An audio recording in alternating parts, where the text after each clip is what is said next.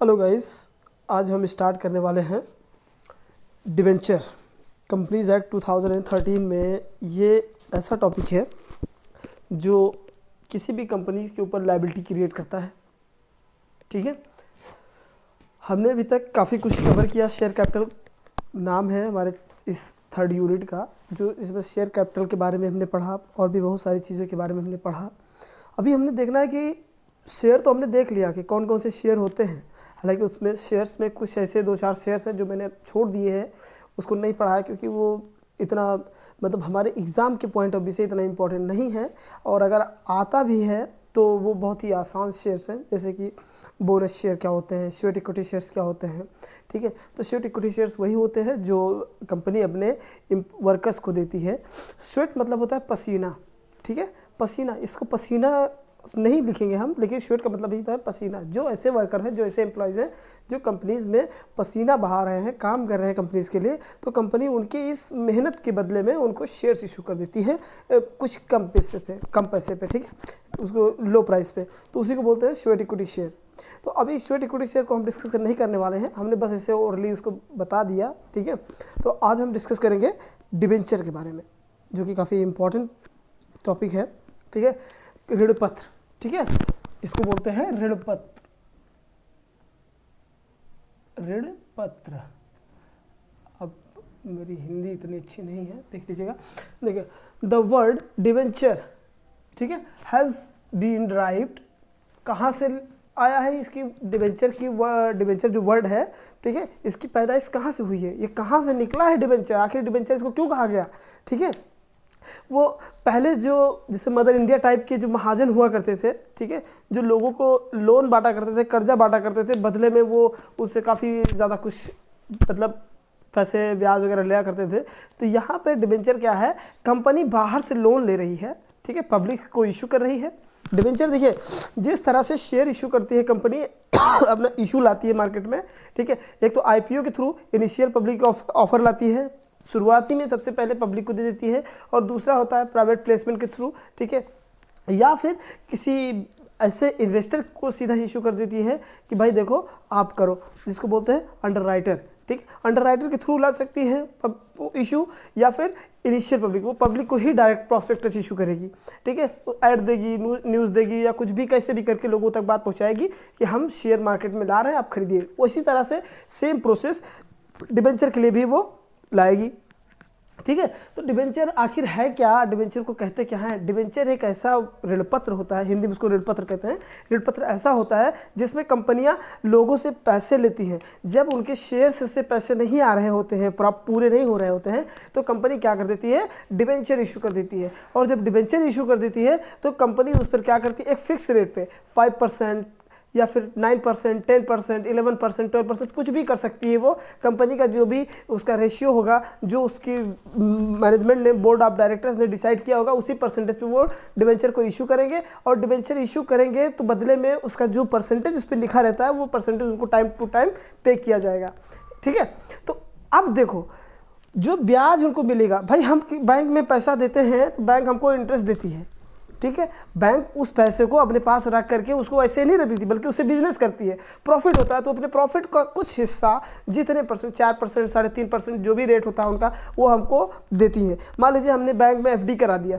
ठीक है, एफडी कराया तो एफडी का जो भी परसेंटेज होगा, 5%, 6%, 5.5% या 7%, जितना होगा उतना हमको बैंक पर एनम देती रहेगी। ठीक है ना, इंटरेस्ट। उसी तरह से डिबेंचर होता है, कंपनी डिबेंचर लेती है तो लोगों को ऋण मतलब उसके ऋण पे ब्याज देती है। ठीक है, इंटरेस्ट चुकाती है। तो ये एक लैटिन वर्ड से आया है। ठीक है, लैटिन वर्ड क्या था, डिबेर। डिबेर का मतलब होता है विच मीन्स टू बोरो, कि उधार लेना, बोरो करना। ठीक है, उधार लेना विच मीन्स टू बोरो। अब बोरो करेगा भाई, कोई किसी से उधार लेगा तो बदले में कुछ ना कुछ तो उसको देगा।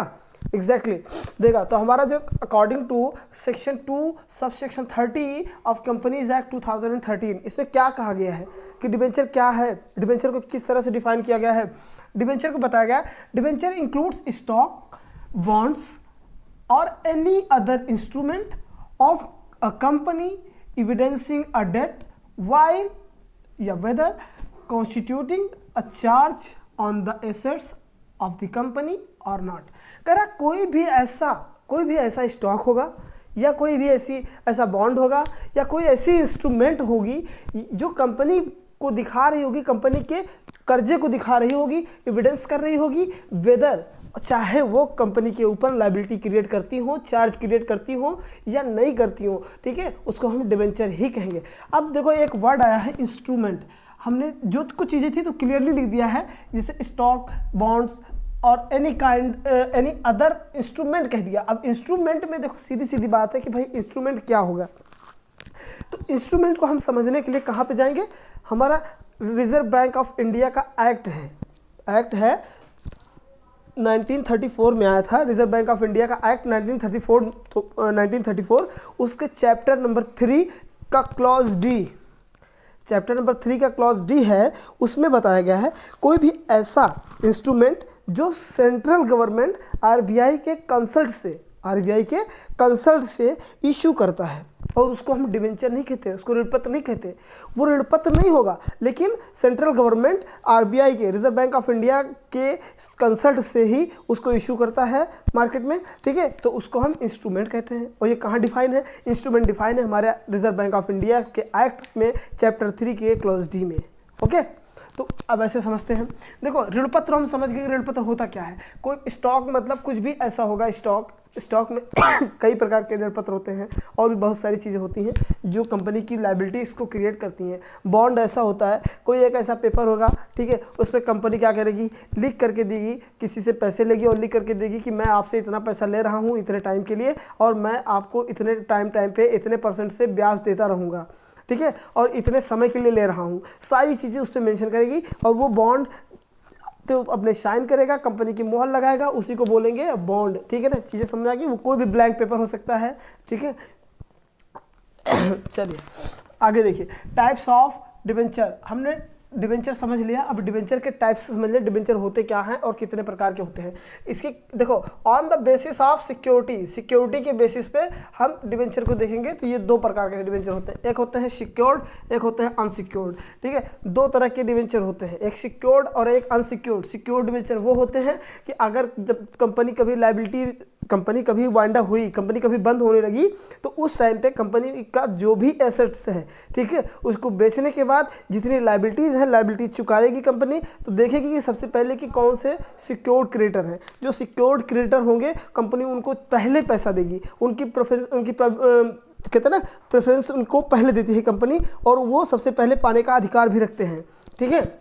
अनसिक्योर्ड होते हैं वो, उनको जब पैसा कंपनी सबको सारे सिक्योर्ड क्रेडिटर को दे चुकी होती है, ठीक है, तो जो अनसिक्योर्ड बचे होते हैं जिन्होंने अपने सिक्योर्ड नहीं कराया है, ठीक है, वो बाद में पाते हैं। जैसे कि एक सॉलोमन कंपनी का केस हुआ था, उसमें क्या था, सॉलोमन ने अपने जो शेयर्स 10,000 रुपये के ऋणपत्र लिए थे, वो 10,000 रुपये के ऋणपत्र को उसने सिक्योर्ड करा लिया था, और जब कंपनी वाइंड अप हो रही थी तो बाकी के जो आउटसाइडर थे जिनसे कंपनी ने लोन ले रखा था, ठीक है, उसने ये देखा कि भाई सॉलोमन सबसे पहले पैसा ले रहा है, तो लोगों ने केस किया, तो कोर्ट ने कहा वहाँ पे कि जो सिक्योर्ड क्रेडिटर हैं उनको सबसे पहले पाने का अधिकार है, और इसी वजह से सिक्योर्ड क्रेडिटर को प्रेफरेंस दी भी जाती है कि भाई उसने सिक्योरिटी दी है, और इस बात की गारंटी ली है कि भाई देखो at the time of wind up, जब कंपनी बंद हो रही होगी तो उस टाइम पे हमको सबसे पहले मिलना चाहिए, ठीक है।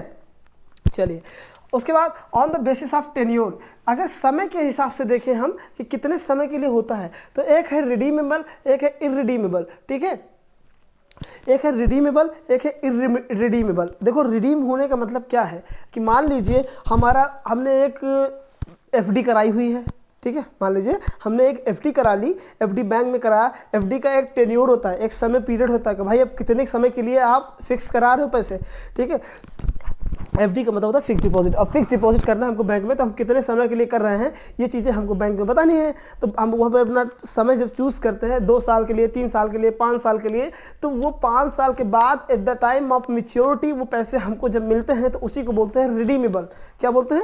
रिडीमेबल। हम उसको रिडीम करा सकते हैं टाइम आने पर। मान लीजिए 10 साल के लिए ऋण पत्र कंपनी ने इशू किया है, ठीक है, 10 साल के लिए, तो 10 साल जैसे ही पूरे होंगे वो कोई भी बंदा होगा वो लेके जाएगा कंपनी में, ये अपने डॉक्यूमेंट्स और कहेगा देखिए हमारा टाइम पूरा हो गया, अब आप इसको रिडीम कीजिए, इसको वापस रखिए अपने कागज़ और हमको हमारे पैसे दीजिए, ठीक है। और 10 साल के लिए अगर लिया है तो 10 साल तक प्रॉपरली उसको ब्याज मिलना चाहिए और 10 साल के बाद उसके डिबेंचर को कंपनी वापस ले लेगी और उसको उसके पैसे दे देगी। ओके।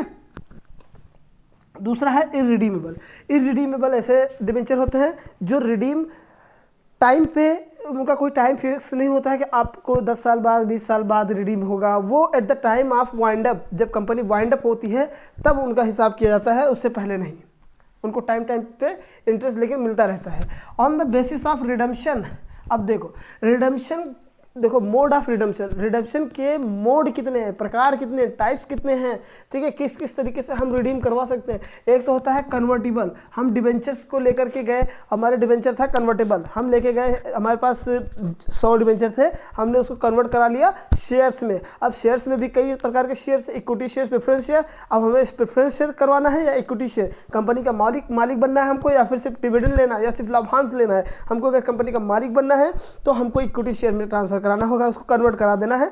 और अगर हमको एक्चुअली जो कन्वर्टेबल होता है उसमें लिखा होता है कि आप इतने समय के बाद आप इसको कन्वर्ट करा सकते हैं किस शेयर्स में, इक्विटी में या प्रेफरेंस में। अगर इसमें इक्विटी लिखा है तो आप इक्विटी में ही कन्वर्ट करा सकते हैं, और अगर प्रेफरेंस लिखा है तो आप प्रेफरेंस में उसको कन्वर्ट कराएंगे, ठीक है। नॉन कन्वर्टेबल जो कन्वर्ट नहीं होता है, जो शेयर्स में तो आप कन्वर्ट नहीं कर सकते हो, ठीक है।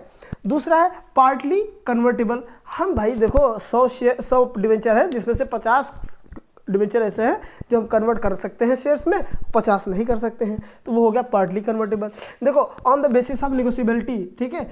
देखो अब दूसरी चीज़ है कि एक तो बियरर का मतलब ये होता है जो उसको धारण करेगा वो उसका, जिसके पास वो जाएगा वो उसका। हम चेक इशू करते हैं, जब चेक काट के देते हैं किसी को, चेक फाड़ते हैं अपने चेक बुक से और उस पर किसी का नाम नहीं लिखते हैं, ऊपर 2 लाइन मार देते हैं।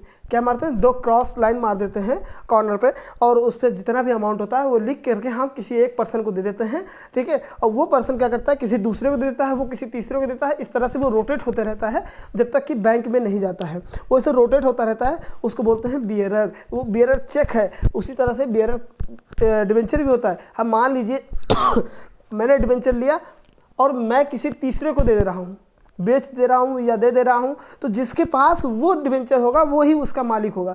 दूसरा रजिस्टर्ड वो होता है जो उस टाइम जिसका डिबेंचर इशू करने के टाइम पे जिसका नाम रजिस्टर में लिखा गया होगा वो रजिस्टर्ड डिबेंचर होल्डर होंगे।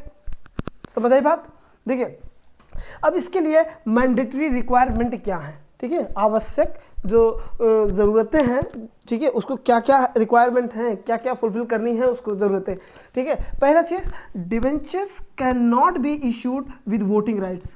जैसे कि हमने कहा ना कि शेयर इशू करना होता है, तो शेयर में क्या होता है कि हम भाई शेयर होल्डर्स की मीटिंग करते हैं और उन voting right, special resolution pass कराते हैं, ठीक है। कोई भी हमको शेयर लाना है मार्केट में तो जनरल मीटिंग में एसआर पास कराना है, एसआर पास होते ही हम आगे मार्केट में इशू ला सकते हैं। उसी तरह से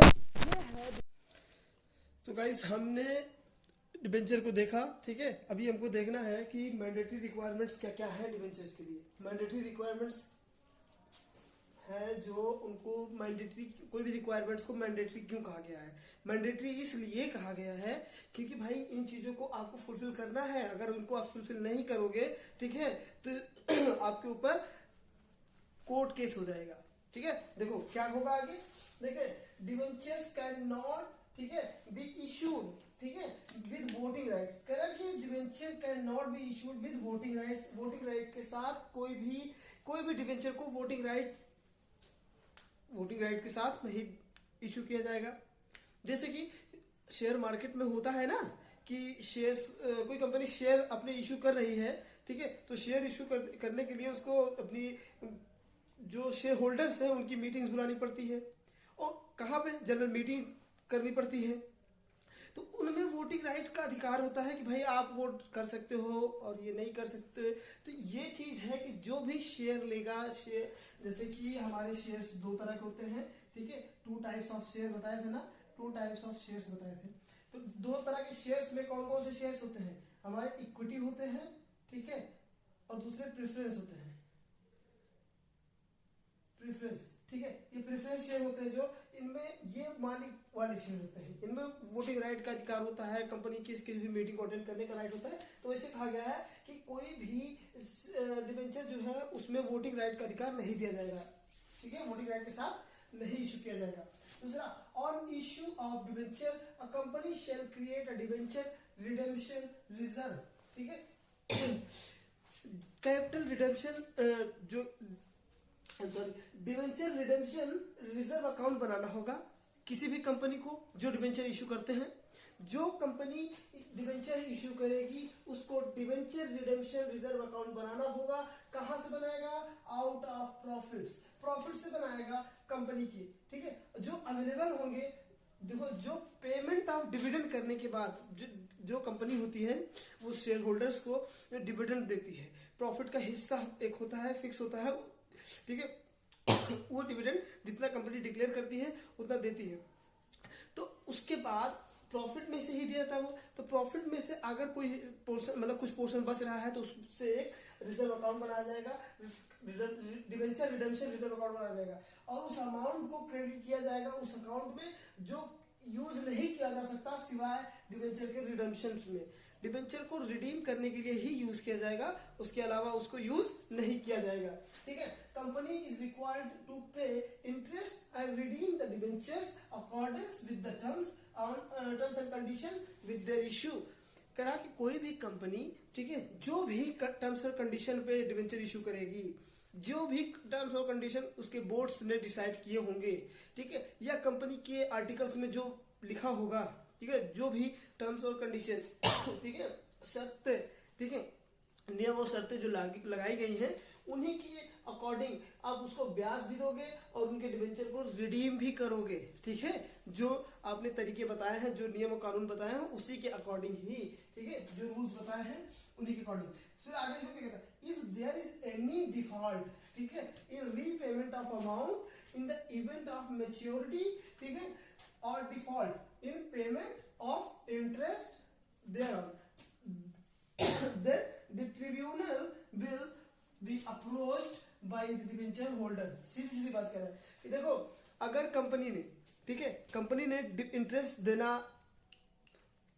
या देने में उसको, जो कंपनी को इंटरेस्ट देना है उसने उसमें कोई दिक्कत कर दी, देरी कर दी, ठीक है, या फिर इंटरेस्ट चुकाया ही नहीं, या फिर जब उसका मेच्योरिटी पीरियड आया डिबेंचर का उस टाइम पे उस कंपनी ने रिडीम ही नहीं किया, बोले कि अभी हमारे डिबेंचर रिडेम्पशन रिजर्व अकाउंट में पैसे ही नहीं है, डीआरआर में पैसे नहीं है, तो क्या होना है, क्या होगी उसके कॉन्सिक्वेंसेस। तो कहा गया है अगर ऐसा कुछ होता है, ठीक है, कंपनी डिफॉल्ट करती है, कंपनी ने उल्लंघन किया है नियमों का, तो क्या करेगी, कोई भी डिबेंचर होल्डर क्या करेगा, ट्रिब्यूनल को अप्रोच करेगा, ट्रिब्यूनल में चला जाएगा और ट्रिब्यूनल उसकी हेल्प करेगा, कोर्ट में जाएगा और कोर्ट उसकी मदद करेगा, ठीक है। चीजें समझ आ रही हैं? अभी हमने जितना देखा कि डिबेंचर क्या होता है, डिबेंचर जो बना है हमारा, डिबेंचर का जो वर्ड है, डिबेंचर जो वर्ड है वो हमारे लैटिन वर्ड डिबेर से आया है, जिसका मतलब होता है टू बोरो, यानी कि उधार लेना। और अगर जब हम किसी से उधार लेते हैं तो हमको क्या करना है, चुकाना है, उसके ऊपर कुछ ना कुछ हमको इंटरेस्ट देना होता है, ठीक है। तो वही बात कर रहा है कि अगर कंपनी डिफॉल्ट करेगी रीपेमेंट में, repayment of amount at the time of maturity in the event of maturity के टाइम अगर वो डिफॉल्ट करती है तो क्या होगा, उसको कोर्ट, जो डिबेंचर होल्डर है वो कोर्ट में केस कर सकता है कंपनी के अगेंस्ट। और दूसरा, अगर कह रहा है कि अगर पेमेंट में कोई डिफॉल्ट, मतलब उसके इंटरेस्ट को पे करने में कोई डिफॉल्ट हो रहा है, तब भी डिबेंचर होल्डर कोर्ट में जा सकता है और उसकी बात सुनी जाएगी और उसको वहां से रिजर्वेशन दिया जाएगा। अंडरस्टूड? आज के लिए इतना ही, थैंक यू।